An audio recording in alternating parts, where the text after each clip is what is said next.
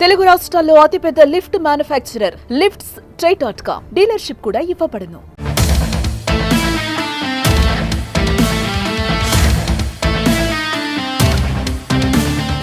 Telugu Desam party ప్రతిష్టాత్మకంగా నిర్వహించే కార్యక్రమాలలో మహానాడు ఒకటి. ఈ ఏడాది మే నెలలో జరిగే మహానాడుకు ఓ ప్రత్యేకత ఉంది. మాజీ సీఎం వైసీపీ అధినేత జగన్ ఇలాకాలో పసుపు పార్టీ సంబరం హోరెత్తనుంది. అయితే కడపలోనే మహానాడు నిర్వహించడం వెనుక ఉన్న స్ట్రాటజీ ఏంటి?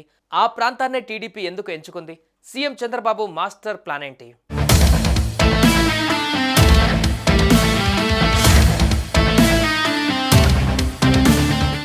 మహానాడు టీడీపీకి ఒక పండుగ. పార్టీలో ఉన్న క్యాడర్ మొత్తం ఎంతో ఉత్సాహంగా పాల్గొంటుంది. 2023లో రాజమండ్రిలో టీడీపీ మహానాడు జరిగింది. ఆనాడు రాజమండ్రిలో నా భూతో నా భవిష్యత్ అన్నట్లుగా పార్టీ కార్యక్రమాలు సాగాయి. సూపర్ 6 పథకాల గురించి ఆనాడే ప్రస్తావించారు.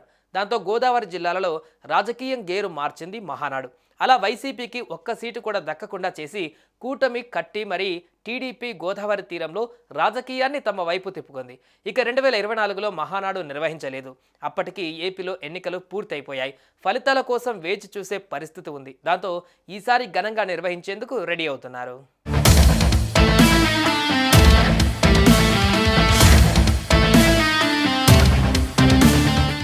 ఈ ఏడాది కడపలో మహానాడుని ఏర్పాటు చేయబోతున్నారు. కడప గడపలో మే 27, 28, 29 తేదీలలో 3 రోజుల పాటు మహానాడు జరగనుంది. 3వ రోజున భారీ బహిరంగ సభ ఉంటుంది. సీఎం చంద్రబాబు ఆ సభలో ప్రసంగం చేస్తారు. ఈ సభతోనే వైసీపీకి చెక్ పెట్టేలా చూడాలన్నది టీడీపీ మాస్టర్ ప్లాన్ అని అంటున్నారు. మొత్తం కడపలో కని విని ఎరగని రీతిలో భారీ బహిరంగ సభను నిర్వహించడం, అంతటా పసుపు ధనాన్ని వెళ్లి విరిసేలా చూడడం చేయాలని భావిస్తోంది.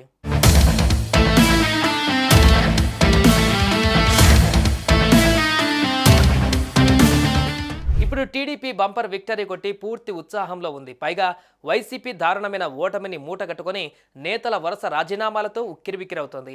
సరిగ్గా ఇదే టైంలో కడపలో మహానాడు నిర్వహించాలని నిర్ణయించింది టీడీపీ. మే 27, 28 తేదీలలో జరిగే మహానాడుకు ఇప్పటి నుంచే సన్నాహాలు చేయాలని పార్టీ నుంచి ఆదేశాలు వెళ్లాయి. కడప గడపలో వైసీపీని కోలుకోకుండా చేయడం, జగన్ సొంత ఇలాకాలో బస్తీమే సవాల్ విసరడం ద్వారా సీమలో రాజకీయాన్ని ఏకపక్షం చేయాలని టీడీపీ వ్యూహరచన చేస్తోంది. 52 అసెంబ్లీ సీట్లు ఉన్న రాయలసీమలో వైసీపీకి అరడజన్ సీట్లు కూడా రాలేదు. దాంతో రాయలసీమలో వైసీపీ గాలి పూర్తిగా తగ్గిపోయిందని టీడీపీ భావిస్తోంది. దాంతో తమకు ప్రజలు ఇచ్చిన మద్దతుతో అడ్డాగా మార్చుకోవాలని, రాయలసీమలో పూర్తి స్థాయిలో పైచేయి సాధించాలని చూస్తోంది.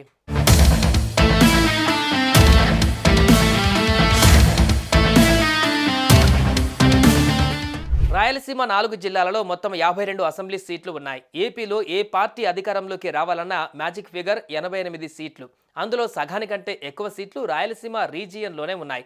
అందుకే వైసీపీని రాయలసీమలోనే కోలుకోలేని దెబ్బ కొట్టాలని టీడీపీ భావిస్తుందట. అందుకోసం చంద్రబాబు చాణక్య వ్యూహాలనే అమలు చేస్తున్నారట. పక్కా వ్యూహంలో భాగంగానే తరచూ రాయలసీమ పర్యటనలు చేస్తున్నారట డిప్యూటీ సీఎం పవన్. ఈ మధ్య కడప వెళ్లి మరీ ఎంపీడీఓ మీద జరిగిన దాడిని ఖండించి వచ్చారు. ఏకంగా రాయలసీమలోనే క్యాంప్ ఆఫీస్ పెడతానంటూ ప్రకటించేశారు. రాయలసీమ మీ జాగీరు కాదు, గూండాగిరి చేస్తే ఊరుకునేది లేదంటూ వార్నింగ్ ఇచ్చారు పవన్. లేటెస్ట్గా కర్నూలు జిల్లాలో వెళ్లి రోజంతా అక్కడే ఉండి గ్రీన్ కో ప్రాజెక్టు పనులను పరిశీలించారు. మొత్తంగా జగన్ కంచుకోటలో చంద్రబాబు రాజకీయ వ్యూహాలు ఎంతవరకు ఫలిస్తాయో చూడాలి మరి. సుమన్ టీవీలో మీ పర్సనల్ అండ్ బిజినెస్ ప్రమోషన్స్ కోసం కింది నెంబర్కి కాంటాక్ట్ చేయండి.